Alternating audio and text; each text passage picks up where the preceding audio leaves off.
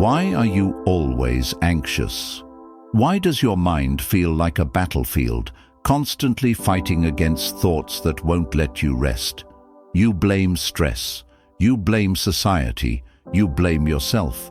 But what if I told you the real reason for your anxiety isn't what you think? Ancient wisdom, especially Stoic philosophy, has been warning us about this for centuries. And today, we're breaking it down. You obsess over what you can't control. The Stoics had one rule: control what you can, let go of what you can't. Epictetus put it bluntly: happiness and freedom begin with a clear understanding of one principle. Some things are within our control, and some things are not. Most of your stress comes from trying to control the uncontrollable, worrying about what others think, fearing the future, or obsessing over past mistakes. You can't dictate how someone feels about you. You can't single-handedly fix the economy, but you can control your reaction, your mindset, and your effort. Think about how much energy you waste on things outside your control. Now imagine what would happen if you redirected that energy toward improving yourself. Instead of dwelling on rejection, build skills. Instead of fearing failure, take action. The more you focus on what's within your power, the stronger and more unshakable you become. The world is unpredictable, but your response is always yours to control. The sooner you accept that, the freer you'll be. You live in a world of what-ifs instead of what is. Your mind loves to play out worst-case scenarios. What if I fail? What if they reject me? What if everything falls apart? But as Seneca wisely put it, we suffer more in imagination than in reality. Most of the things you fear never actually happen, yet your mind treats them as real, draining your energy and keeping you stuck. Anxiety isn't rooted in the present. It feeds on anticipation, uncertainty, and imaginary disasters. The more time you spend worrying about the future, the less time you spend actually living. The problem is that your brain sees uncertainty as a threat. It fills in the gaps with fear, making the unknown seem scarier than it is. But the truth is, the future isn't written yet. It's shaped by what you do right now. If you spend all your time fearing possibilities, you rob yourself of the chance to create something better. Imagine how much lighter you'd feel if you stopped carrying the weight of problems that don't even exist yet. The solution? Force yourself into the present moment. When your mind starts spiraling, ask, what is happening right now? Not tomorrow, not next week, right now. Your brain can't panic over an illusion if it's focused on reality. Train yourself to respond to life as it is, not as your fears distort it to be. Take action instead of overthinking. If something needs fixing, fix it. If there's nothing to fix, let it go. You can either spend your life preparing for storms that may never come, or learning how to stand strong in any weather. You chase external validation instead of inner stability. Marcus Aurelius observed a paradox in human nature. It never ceases to amaze me. We all love ourselves more than other people, but care more about their opinions than our own. You claim to be your own person, yet you constantly seek approval from others, checking likes, overanalyzing texts, adjusting your personality to fit in. But here's the truth.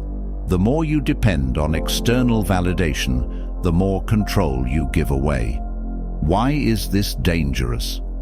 Because people's opinions are unpredictable. They can love you today and ignore you tomorrow. If your confidence is built on their approval, then your self-worth will always be fragile. You'll chase applause, avoid criticism, and live in fear of being disliked. This isn't freedom. It's self-imposed imprisonment, and no amount of validation will ever be enough if you don't respect yourself first. The key is to stop outsourcing your self-esteem. Shift your focus from being liked to being authentic. Instead of asking, "What will they think?" ask, "What do I think?" Do your actions align with your values?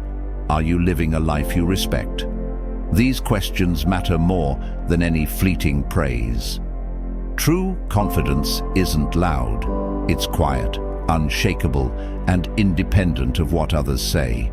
Respect yourself even when no one is watching. Be so rooted in who you are that approval becomes irrelevant. When you stop seeking validation, you start living on your own terms. And that's where real freedom begins.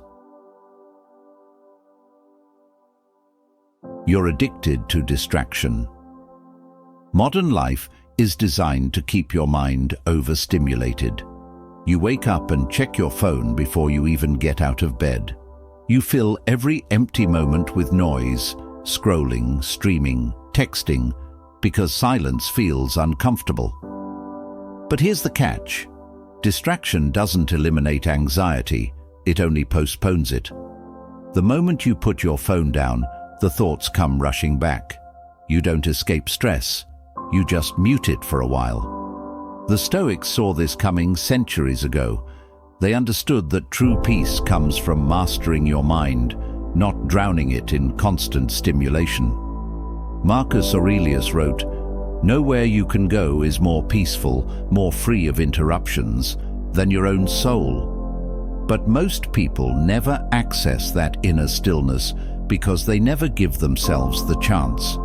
Instead, they numb their discomfort with entertainment, avoiding the very thoughts that could lead to growth.